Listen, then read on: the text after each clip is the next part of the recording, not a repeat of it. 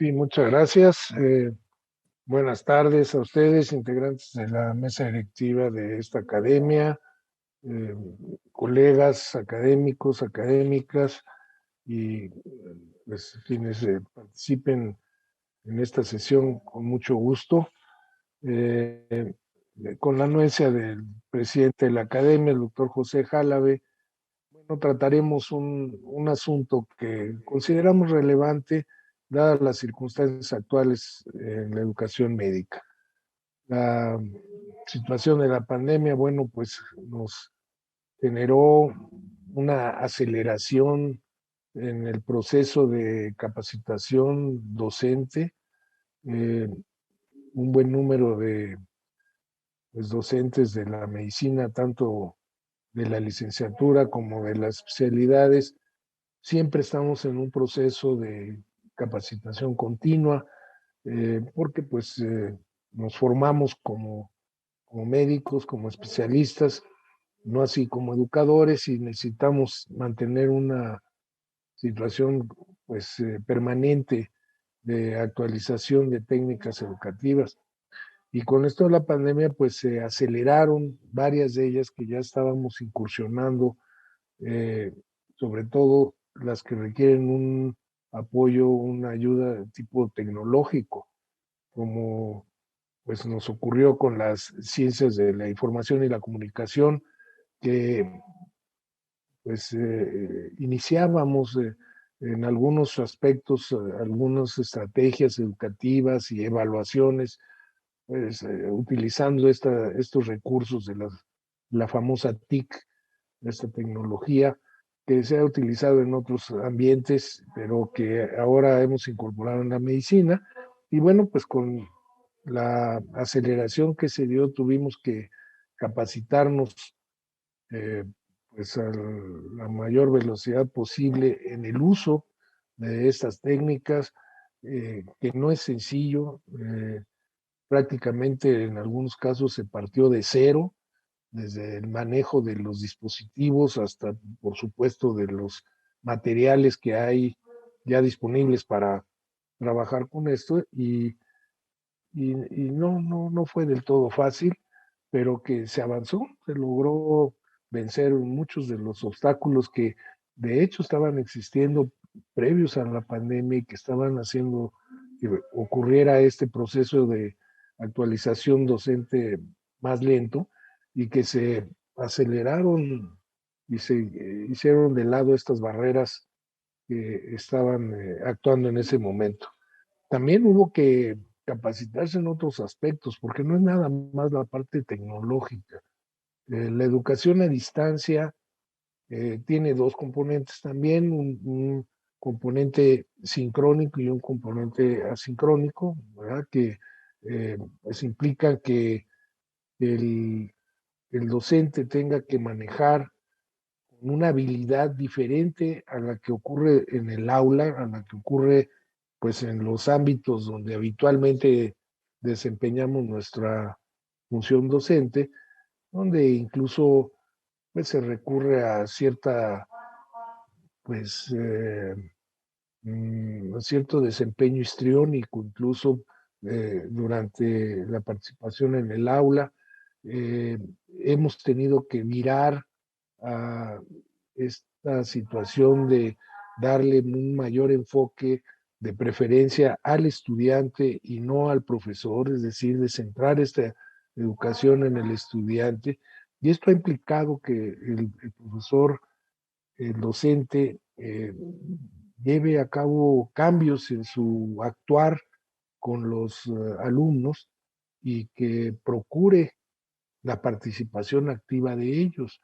Esto es una situación de dificultad, es un desafío desde el punto de vista educativo, y que cuando se hace a distancia se complica un poco más. Las dificultades para lograr captar la atención, mantener la participación activa en reuniones síncronas en línea, a veces cuesta trabajo. Y por supuesto, el desempeño en los trabajos a distancia, asíncronos, pues tiene uno también que tener una buena eh, forma de control y de evaluación de estas actividades que se están desempeñando en un ambiente que no es tangible. Entonces, pues todos estos aspectos han mantenido una evolución con cambios que conforme la pandemia fue descendiendo en cuanto a la necesidad del confinamiento, poco a poco ha sido cada vez menor este confinamiento, al grado de que ya actualmente estamos en algunas escuelas trabajando al 100% presencial, salvo los casos que por razones de salud no pueden presentarse por el riesgo que esto implique o porque están enfermos. Pero esto pues ya es parte de la pues, convivencia que tendremos que tener con estos agentes nocivos que tenemos actualmente. Entonces, esto no ha impedido el que ya, si no al 100%, pues casi al 100% estén llevando a cabo las actividades, pero esto ha tenido un proceso y hemos pasado y que todavía nos encontramos también en la situación de este modelo mixto o híbrido, o algo similar, no hay un término que lo defina claramente, en el que combinan actividades presenciales con actividades a distancia.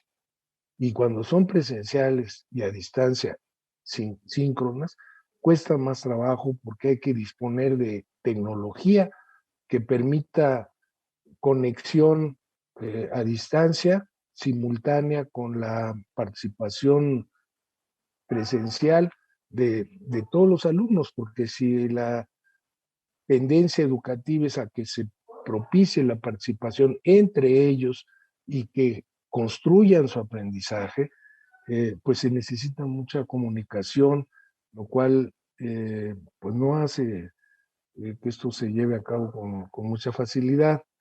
Y por otro lado, como ya comentaremos más adelante, varios de estos cambios seguramente se van a quedar, aunque ya la asistencia se proponga presencial, va a haber algunas actividades que podrán continuarse de manera eh, pues a distancia.